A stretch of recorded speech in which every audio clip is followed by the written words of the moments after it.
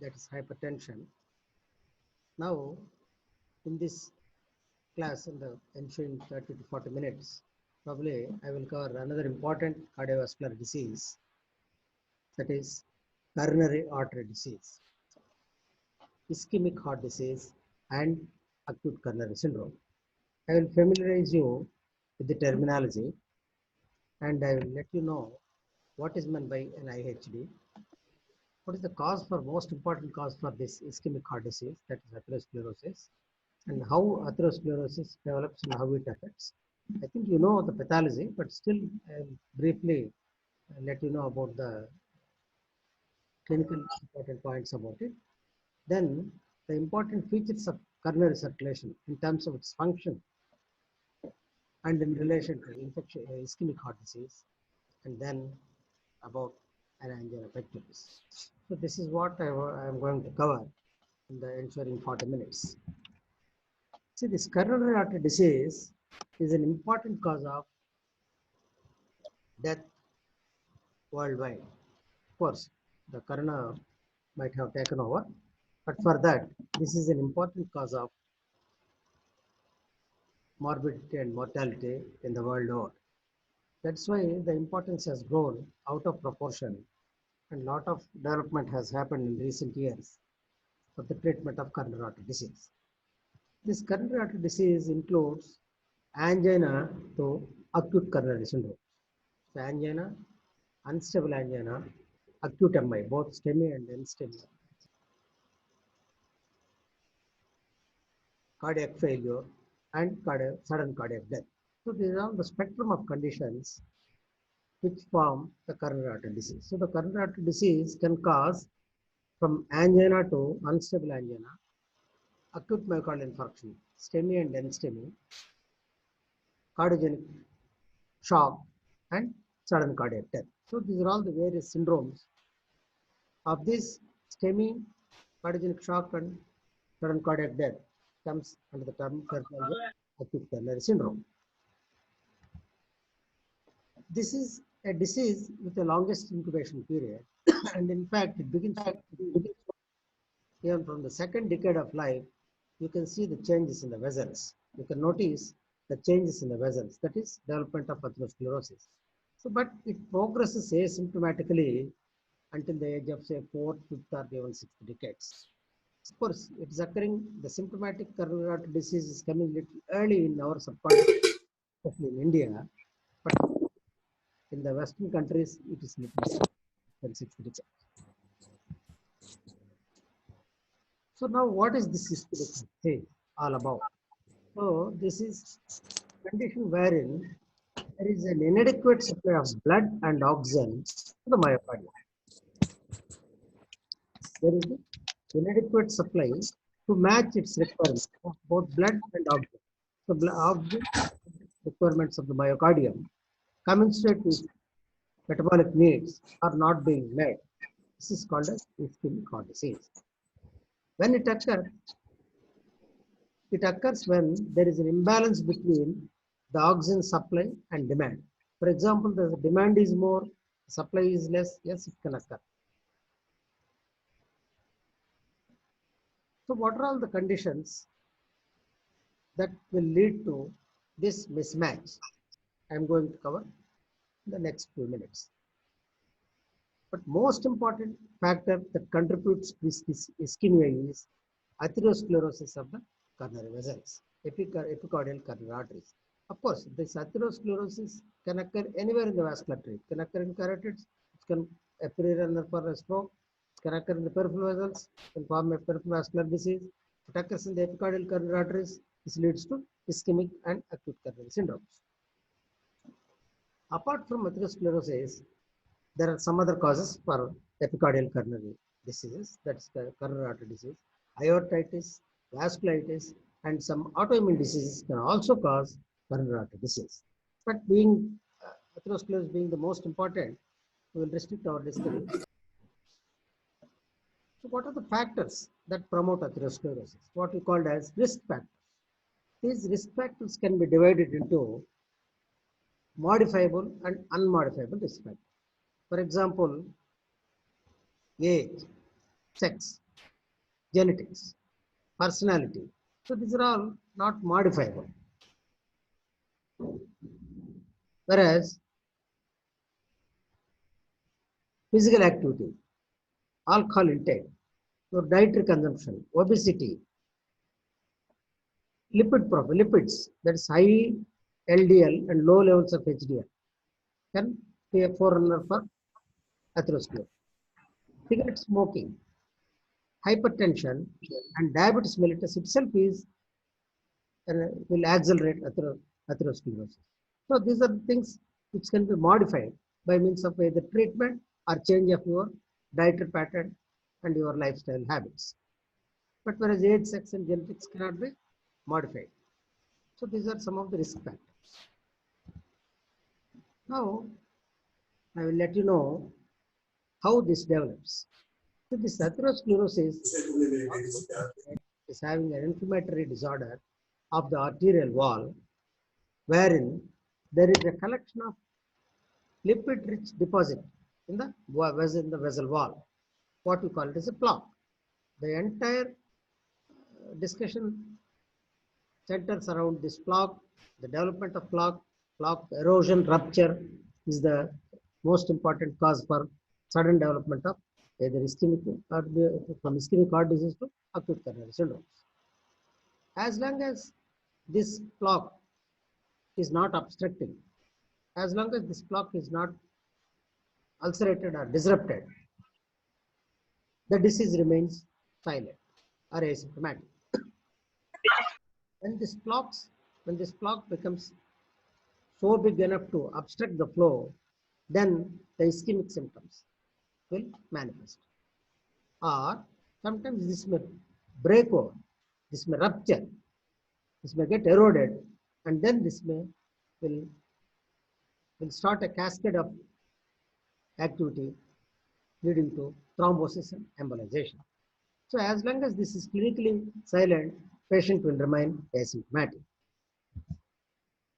So what is this and how it's formed?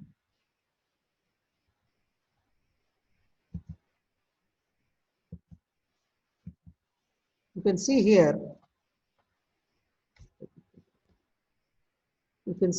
this is, able to see I am able to point out this arrow. This is the lipid core in the vessel wall. This is the fibrous cap. This is the fibrous. This is a longitudinal view of the vessel. This is the thrombus that has formed. Is almost blocking the flow of the vessel. This is the cross sectional. So this is the fibrous cap. This is the lipid core. So now, if you go into the cut how it develops, you see here the lipid core consists of. See, these are the macrophage cells.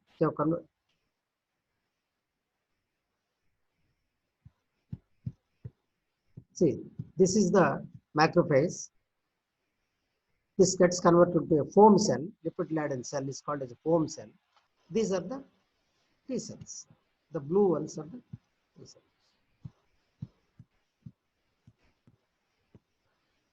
See, this is the macrophage converted to foam cell. These are the T cells. So main pathology runs. This is the fibrous cap. This is intima, and this is media of the vessel.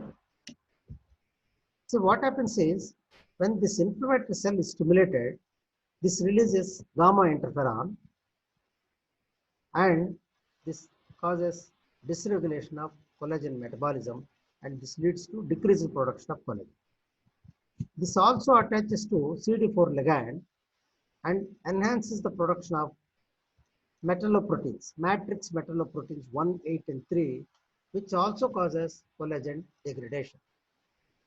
In addition, so when these cells are activated, they not only cause decreased production of collagen, they also cause increased degradation of collagen. So this decreased production of collagen and increased degradation of collagen leads to weakening of this fibrous cap. This is the collagen fibrils. This fiber. In addition, this also activates the production of a procoagulant factor called as tissue factor from the macrophage cells. So the T helper cells will dysregulate the collagen metabolism and will weaken the fibrous cap. And it also produces a tissue factor procoagulant, which can enhance the production of and which favors the formation of a thrombus. So, as long as the fibrous cap overlies the necrotic core of an atheromatous plaque, it's safe. When it ruptures, it leads to a fatal acute coronary syndrome. This fibrous cap is separating the blood compartment from the lipid core. This lipid core is filled with thrombogenic material, and in addition, there is a procoagulant, tissue factor. Whereas the blood itself is having a lot of coagulation factors. When this fibrous cap, as long as this is present in between the blood and the lipid core, it is safe. When it is broken, when it ruptures, exposing this lipid core and inflammatory cells, then this leads to a formation of a thrombus and embolism. This thrombus, you see, it also contains punctate and photic calcification, which also suggests the active inflammatory nature of the lipid core. I already told you. So during episodes of inadequate perfusion, maybe because of a plaque or because of rupture of a plaque and formation of a thrombus, whatever it is, all are secondary to coronary atherosclerosis. The myocardial tissue oxygen tension falls. When the oxygen tension falls, it leads to disturbances in mechanical, biochemical, and electrical functions of the heart.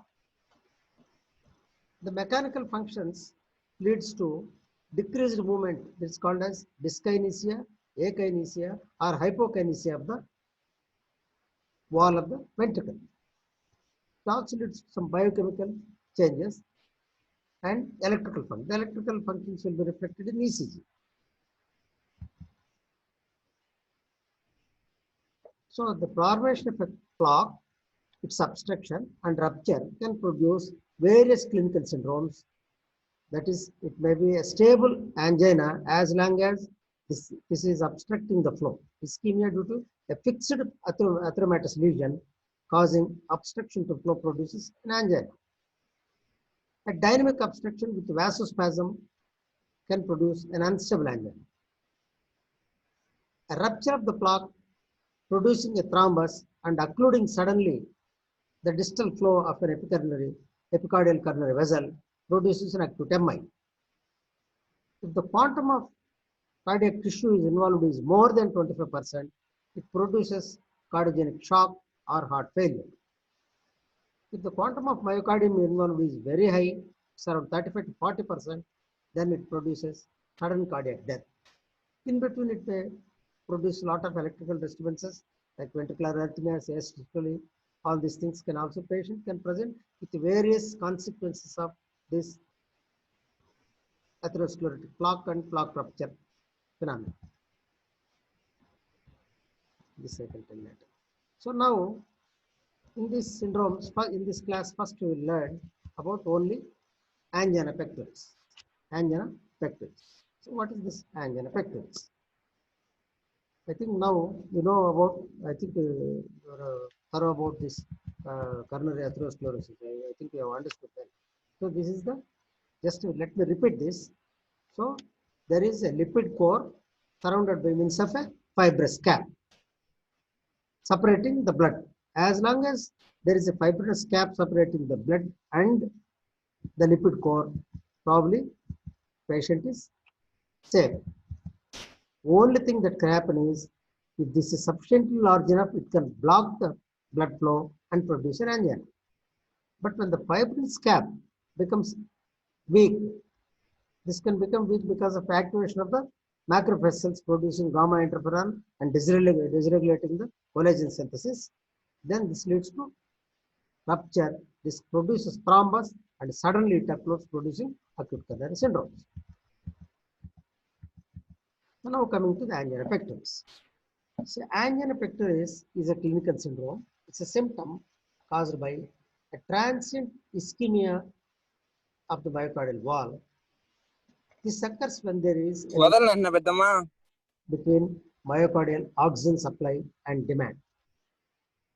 So when there is a supply demand gap, this produces chest pain. This presents as a chest pain. This is called as, this clinical syndrome is called as angina pectoris. Now let me tell something about the functional coronary circulation.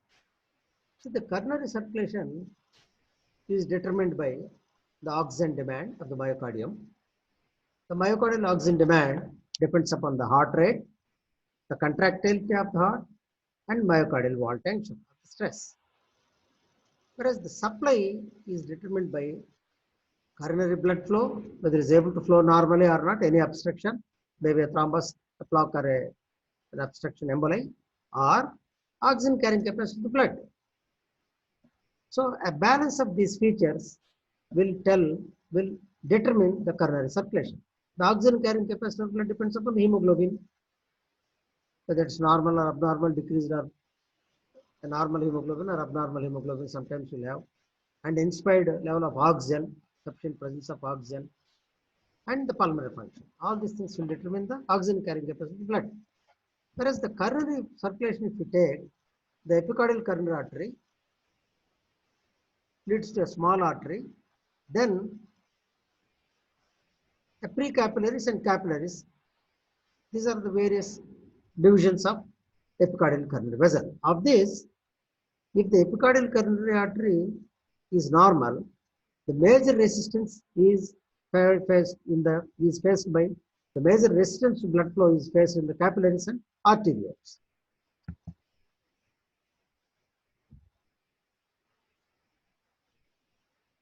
The coronary circulation is also determined by metabolic regulation and autoregulation.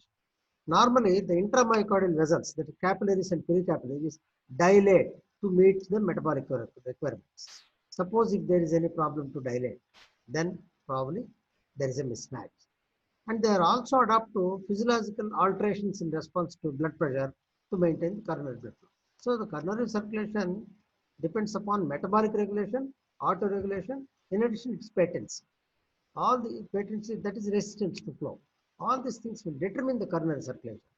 When there is an imbalance between any of these things, then definitely it will have a decreased blood supply, which is nothing but ischemia. So these are all the various factors to repeat: heart rate, blood pressure, myocardial contractility. I already told you. For example, there is a left ventricular hypertrophy, the demand is more. Valvular heart disease, especially aortic stenosis. Again, there is a left ventricular hypertrophy. Because the blood is supplied mainly in the diastole, 75% diastole. If the duration of the diastole is abridged, order నుంచి report వస్తుందండి. flow, the coronary decrease, coronary perfusion. These are all the things. కాదులేనా బండి పోయేటప్పుడు information తీసుకుంటారు, check post అవి పంపిస్తాయి district ఆ district. What are things that limit the flow? As I already told you, atherosclerosis, plaque and plaque rupture is major determinant of this is the one which is causing most of the clinical conditions. In addition, there are some other conditions called as, for example, there is a spasm of the coronaries. So, for example, coronaries go spasm. Aadhaar card Transient Aadhaar card myocardium. There is an ECG change, suggestive of ischemia. This is called as Prinzmetal angina. రాకపోతే మళ్ళీ call చేస్తాడు. Angina. And thrombi, embolism, aortic, vasculitis, congenital abnormal origin of LAD from pulmonary artery, valvular disease, especially AS and hypertrophic obstructive cardiomyopathy, abnormal hemoglobin, reduced. All these things will have a bearing on supply of blood as well as oxygen, metabolic requirements in the myocardium. Now, what is there is, say, before going to this, I'll tell what is syndrome X. This also you should know. Here, typically there is an angina on effort. You do a stress test, yes, it comes positive. But you do an angina, it comes normal. This is what is called as syndrome X. Now let us go into the pathogenesis of angina pectoris. See, during ischemia, Regional disturbance in the ventricular contractility can produce hypokinesia, akinesia, or even sometimes bulging of the left ventricular wall, which is called as dyskinesia.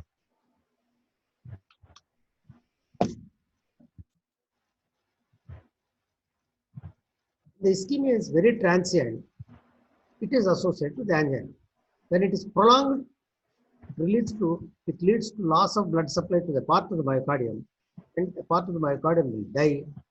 This leads to necrosis and release of lot of enzymes, which I will tell you. Scarring, which produces dyskinesia.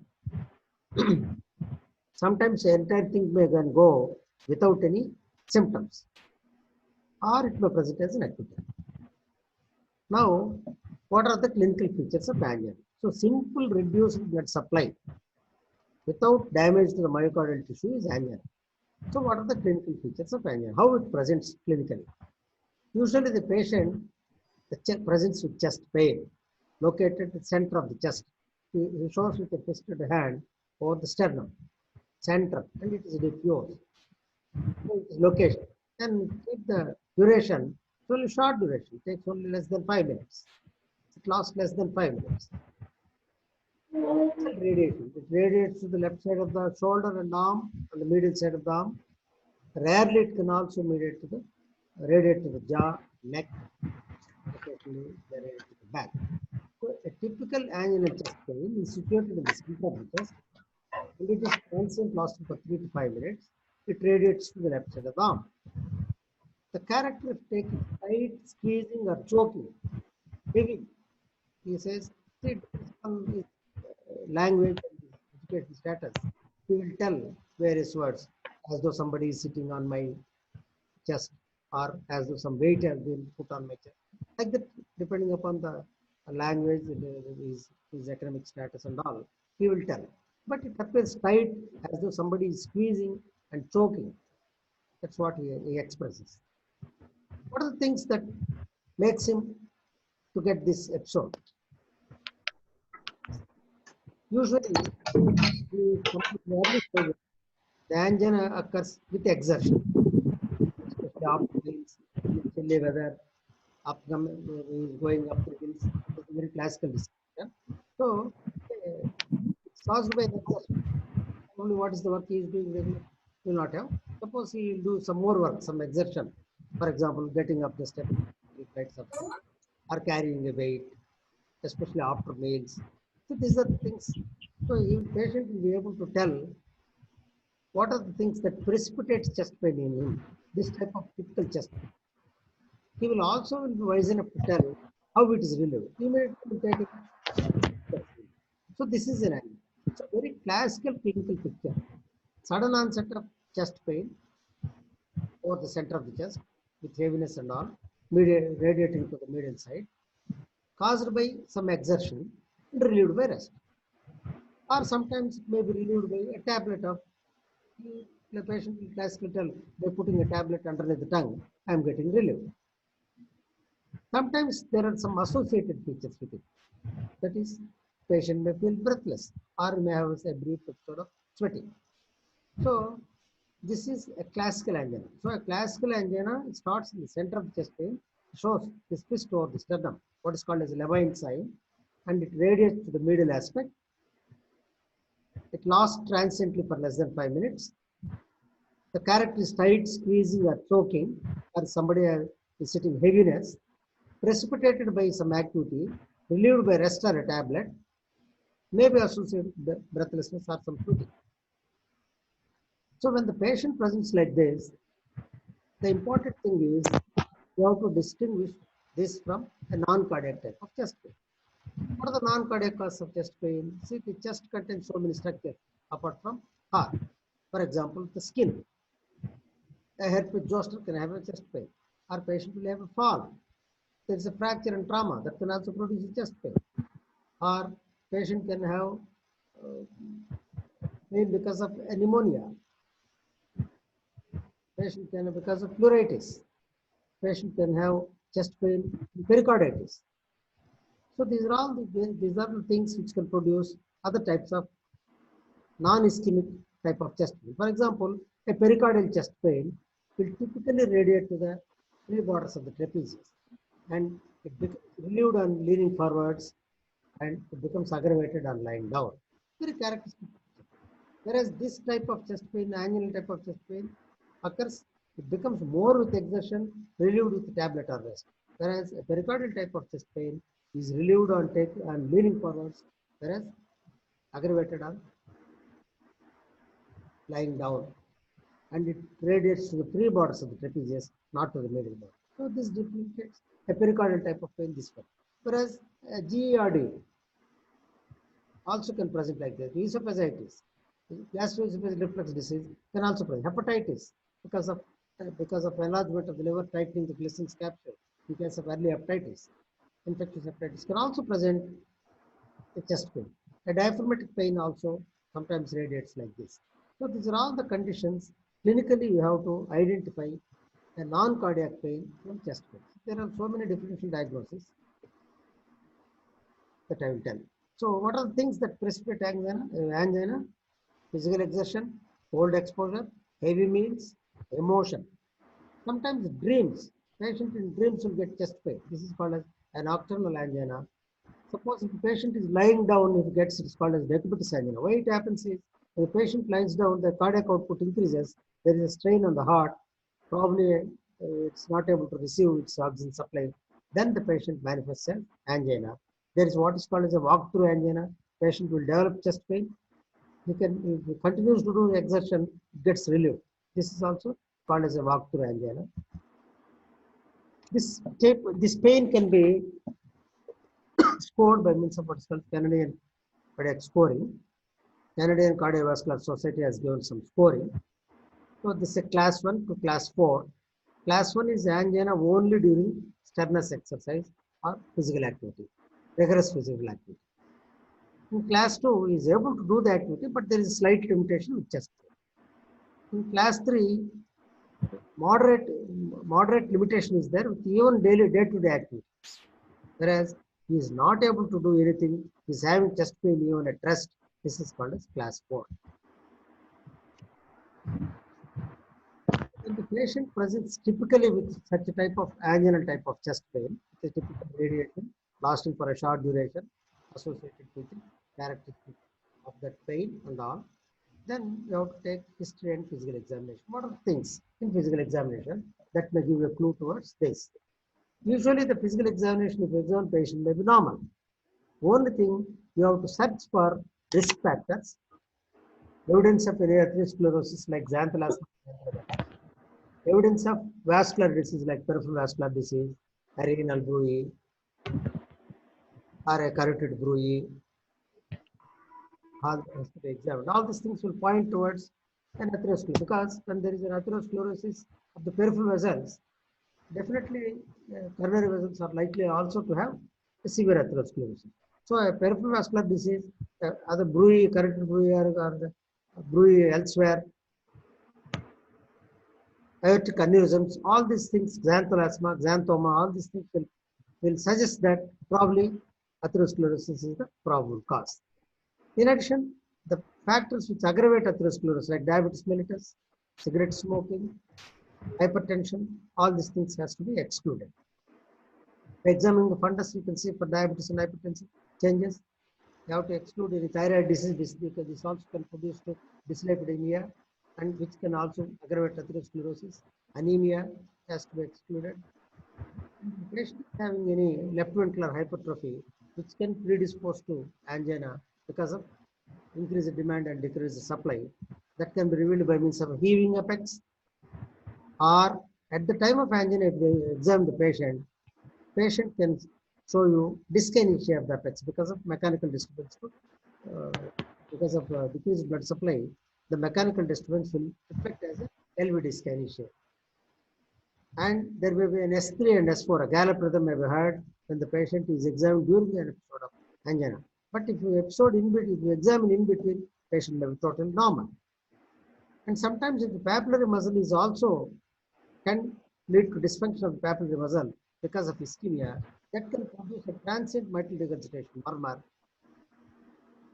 And auscultation is also useful to rule out aortic stenosis, Aortic regurgitation, which can also predispose to an angina and hypertrophic obstructive cardiomyopathy. Even mitral stenosis can also produce an angina. So valvular disease has to be excluded.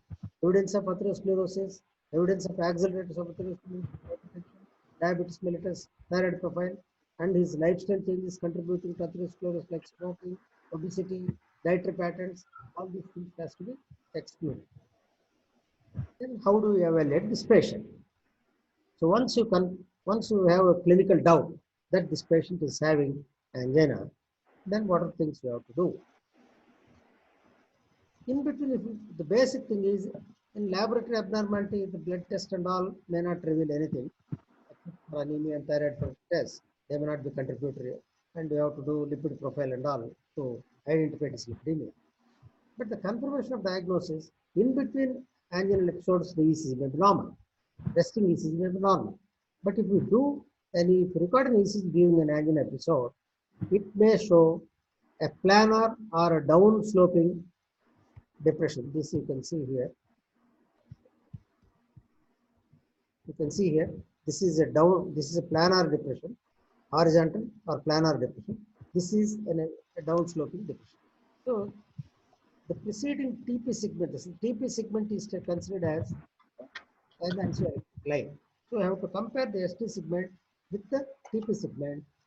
Then anything that comes below the TP segment, more than 1 millimeter, and if it's coming down a straight horizontal or what is called a planar depression or a downsloping depression, which reverses when after ischemia. That is when you take rest for the patient, give rest for the patient, take an ECG, again it becomes normal.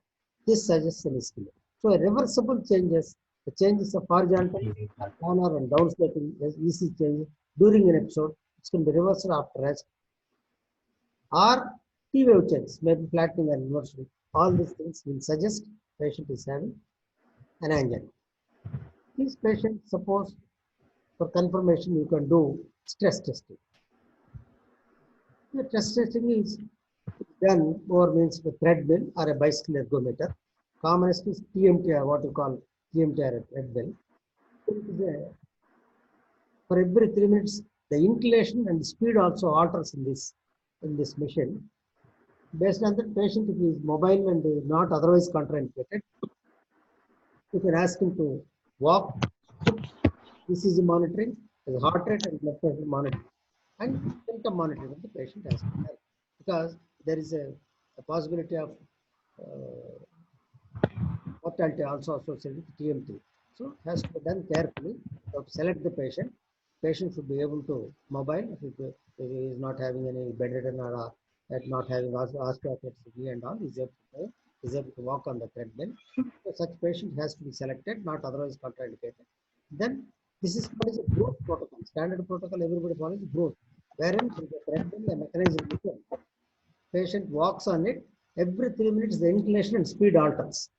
Stage wise, stage 1, 2, 3, 4, like that we do. Suppose if the patient is able to do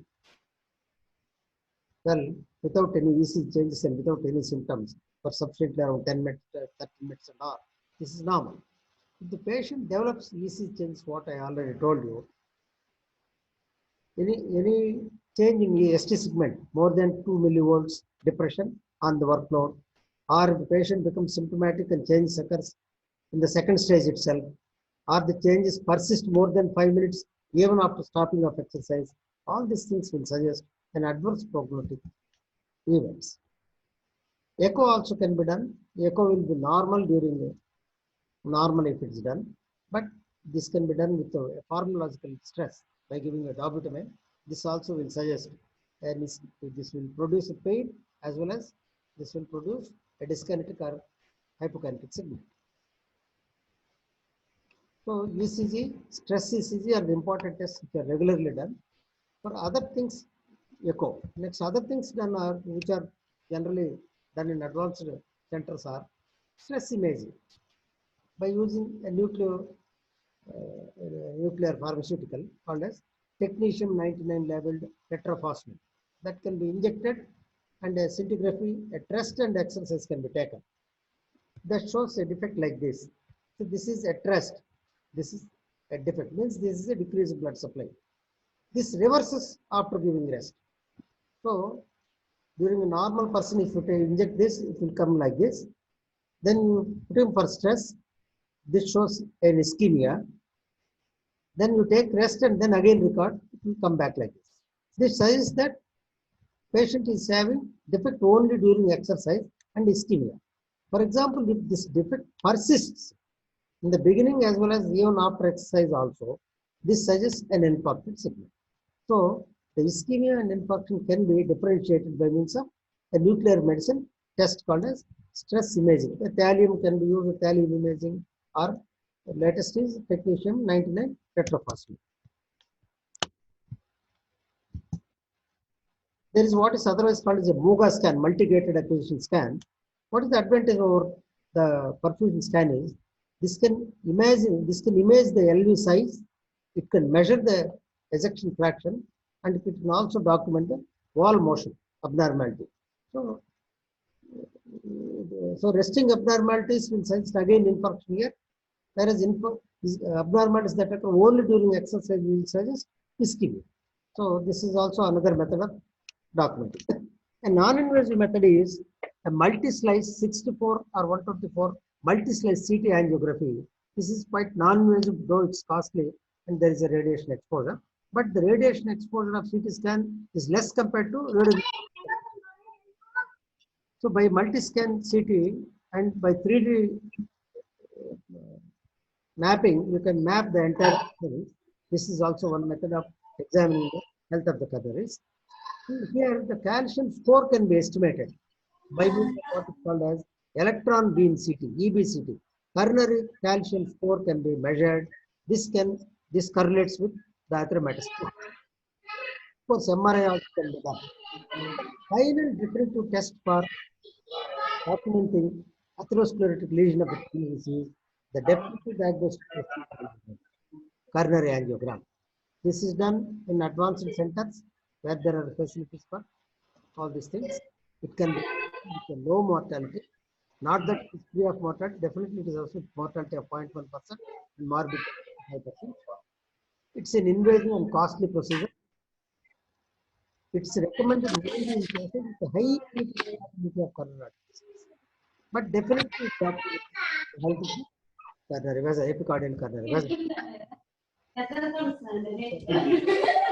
The anterior chest wall syndrome, intercostal pain, esophageal peptic ulcer, chronic cholecystitis, esophageal spasm, gastroesophageal reflux disease.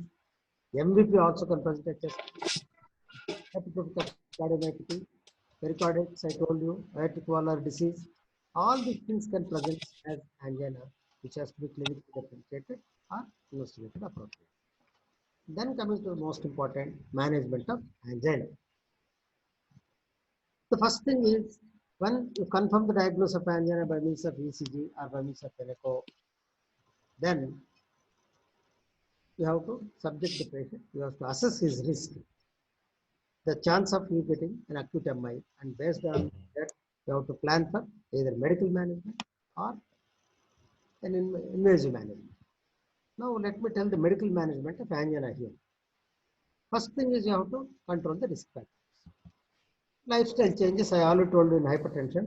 Stop smoking, maintain ideal body weight, take regular exercise. Minimum exercise is a brisk exercise 20 minutes per day, at least 5 to 7 days per week. Avoid unaccustomed exertion, especially when the patient is having angina. So these angina patients must be promoted to do exercise that is symptom limited exercise. As long as the patient is asymptomatic, you should be asked to do like that. Or when he is starting an exercise, you can take a tablet of nitroglycerin and do. But exercise has to be done. Avoid heavy meal and avoid very cold weather.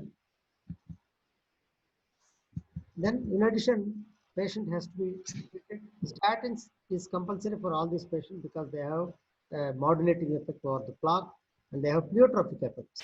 So, statins has to be prescribed, either low dose statins, high dose statins. I will tell at the time of ischemic heart disease, acute coronary syndromes. Antiplatelets. For all these patients, once you make a clinical diagnosis of angina, then you have to start him and minimum aspirin 75 milligrams or clopidogrel. If the patient is not able to tolerate aspirin, you can start on clopidogrel 75 milligrams. This has to be done forever. And then symptomatic management is anti-anginal medication. There are nearly 5 to 6 groups of drugs are available, these anti-anginal drugs. One is nitrates, beta blockers, calcium channel blockers. The recent ones are potassium channel blockers and IF channel antagonists and rhenology. So these nitrates, the nitrates available as glycerol trinitrate, it's available as a buccal spray of 400 micrograms, or it's available as a tablet of 500 micrograms, or a patch of 1 to 5 milligrams you can apply over the non-hair region of the chest, or if it is a tablet of short-acting and long-acting dinitrated mononitrate. So these nitrates are arterial and vasodilators. That's why they increase the blood supply coronary flow. The only thing is they're having tolerance that should be remembered. So a drug-free interval of 6 to 7 hours has to be given. So it can be given as a sublingual tablet, can be given as a buccal spray, transdermal, or as a mononitrate, dinitrate, long-acting. All types of preparations are available. It is an arterial and vasodilator. It causes coronary vasodilatation, and it leads to coronary vasodilatation, coronary vasodilatation. So these are things which should be kept in mind. So this is about nitrates. Next is beta blockers. So beta blockers, at the time of hypertension, I told about beta blockers. Cardioselective beta blockers without intrinsic symptomatic activity like metoprolol, carvedilol can be given. They have survival benefit. So they are indicated if not otherwise contraindicated like asthma, acute congestive heart failure, peripheral vascular disease, all these things, and bradycardia. But for these contraindications, recurrent angina can be very well controlled with beta blockers if not otherwise contraindicated. They can also be combined with nitrates. Then coming to calcium channel blockers. The calcium channel blockers, dihydropyridine calcium channel blockers will cause reflex tachycardia. I told calcium channel blockers are divided into, in the last class I told in hypertension, dihydropyridine, non-dihydropyridine. Dihydropyridine group will cause reflex tachycardia, so they are not much useful. They should not be given because they will not relieve. But whereas non-dihydropyridine calcium channel blockers like verapamil and diltiazem can be given. Only thing is they cannot be combined with beta blockers because they can cause side effects like bradycardia and all. So non-dihydropyridine calcium channel blockers like dihydropyridine and verapamil can be given. Next, coming to potassium channel activators, these are the only drug available, nicorandin. This is an arterial and venous dilator. The advantage is there is no tolerance with this potassium channel activator. One more drug is IF channel antagonist.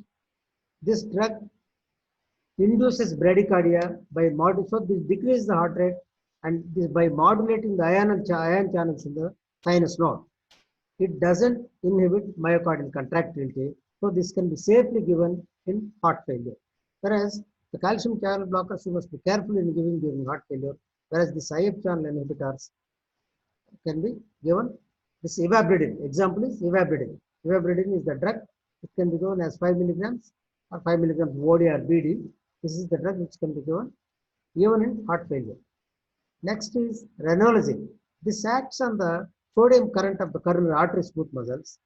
This has some secondary effect also on the calcium influx. This also causes reduce the vascular tone and reduce the anginal symptom. This is available as 500 milligram tablet. This can be given as BD or even TAD also. So these are some of the anti-anginal medications. Of these, nitrates are very favorable drugs. They relieve immediately. They can be used as a buccal spray as soon as the patient will get relief within 2 to 3 minutes. The problem with this is they will get headache, they may get even profuse sweating, sometimes syncope also. After some time, this headache, as the patient gets used to this drug, the headache will not be much a problem. And one more problem with this drug is it causes tolerance. So a drug-free interval of 5 to 6 to 8 hours is advisable. So if you don't give in the night, probably that will suffice. Or the patient is having nocturnal angina, you give a long-acting preparation like mononitrate or dinitrate in the night, that will suffice. So this is about nitrates. So So these are some of the drugs available. So there are nearly 6, 7 channel of group. Almost all of them act with equivalent action. Only thing is depending upon the side effects and tolerance of the patient and necessity of the patient, and also the economics, you have to select this drug. For example, this renologine and IF channel antagonists are very costly, whereas nitrates are quite cheaper, beta blockers are quite cheaper. So these are the medical management. Then the surgical management, once you identify a significant obstruction, that is more than 50% is supposed to be significant, more than 70 or 80% block of the vessel is there, maybe left coronary or left circumflex, right circumflex artery, right coronary artery, then probably this can be relieved, the flow can be improved by lodging a mechanical device, what is called as a stenting. There is a bare metal, this is what is a metal, this is a metal one, that is called a stent. There are two types of stent, bare metal stents and drug-eluting stents. The bare metal stents, all these things are lodged there. First of all, you take a guide wire and go and lodge in the vessel a balloon, and you dilate the artery where there is a block. This is called as balloon angioplasty. After dilatation, you lodge a stent. This stent will keep the artery in a perfect position without closing further. But there are so many complications of this stent. The stent, there may be a thrombus. The thrombus may form within the stent. Sometimes symptoms may not be relieved even after stenting also. That's why some other stents have come, what is called as drug-eluting stents. So because of this presence of some drug coating in this stent, they act as anti-proliferators. They prevent further atherosclerosis in the local area. So these are called drug-eluting. Sirolimus is one drug which is coated.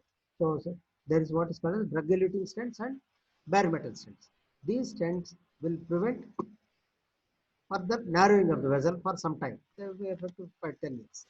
Suppose if there are multiple vessel involvement or instant thrombosis, it leading to further complications, pain is not relieved, or a diffuse vessel as in case of women, sometimes mostly in case of diabetics. Diabetics, the narrowing of the vessel may be very diffuse. It may not be one particular point. Suppose if the narrowing is 1 or 2 particular point, you can lodge a stent. If not the case, then you have to go for a definite method is surgical method, what is called as CABG, coronary artery bypass grafting. In this bypass, you can use a venous graft or an arterial graft. Venous grafts are associated with a short half-life, whereas arterial grafts, especially the left internal memory artery. The left internal memory artery is a straight vessel. That's why the atherosclerosis potential is very less.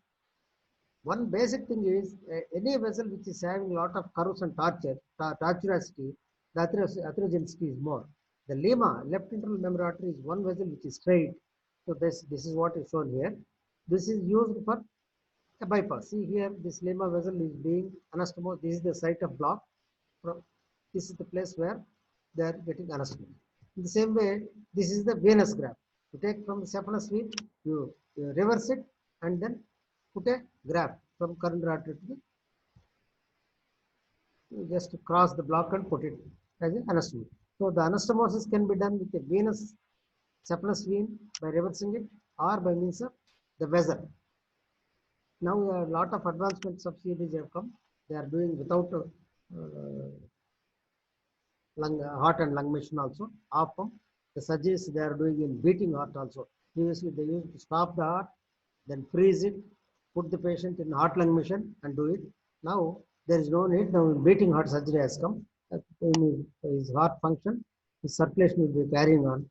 In this beating heart itself, they are doing grafting. Either internal memory heart, now everybody is doing internal memory heart grafting. This is giving around 10 years of symptom-free interval, maximum of 10 years. So this is about the surgical management of angina if there is a block. So now, in summary, what I want to tell is the atherosclerosis is the predominant cause of coronary artery disease. What is the cause for atherosclerosis? There are so many risk factors: genetics, age, sex, smoking, dietary habits. All these things will predispose to development of atherosclerosis. How atherosclerosis develops? It forms the macrophages the activated T cells, all these things, how it forms a lipid core, how it manages uh, the development of the lipid core as well as the fibrous cap. When the lipid core develops and the fibrous cap is weak, it ruptures, producing an thrombus or embolus that leads to an acute embolism. Or if it leads to obstruction of the vessel, that produces angina. The clinical features of angina are a radiating type of transient chest pain with a typical radiation, the typical character, relieved by rest, aggravated by exercise, with, a, with some difficulty in breathing, etc. Or it may be relieved by means of tablet. That can be identified in ECG by means of a T wave changes or ST segment depression or down sloping depression of the ST segment. Can be confirmed by means of an angiogram is the definitive confirmatory test. An echo or a threadmill can again precipitate these changes because a normal ECG in an angina patient can be normal. An ECG can be normal in an angina patient. If you take him, only during episode it will be ECG change will be there. When the patient is asymptomatic, ECG can be normal. That can be made possible by means of a threadmill. A threadmill test will reflect a positive change in ECG. Even if it is not possible, then you can go for a coronary angiogram, or if you want to go for a non-invasive test, probably nucleotide scanning, that is perfusion scanning is one more method, or you can do dobutamine perfusion echo in patients who are not able to do threadmill. But definitive test is coronary angiogram. Once you document the coronary lesion, you have to aggressively maintain his risk factors, control risk factors, explain him about his exercise, importance of exercise, diet, stoppage of smoking, controlling hypertension and diabetes. In addition, importance of statins, lifelong antiplatelets for pain relieving, either nitrates, beta blockers, calcium channel blockers, or ivabradine, ranolazine, or nicardil can be given depending upon the patient clinical profile. If nothing is working out, probably you have to go for either stenting, or if a diffuse vessel, a multi-vessel disease, probably you have to go for a coronary angioplasty, CABG. So in the subsequent class, I will tell about acute coronary syndrome. Okay, thank you.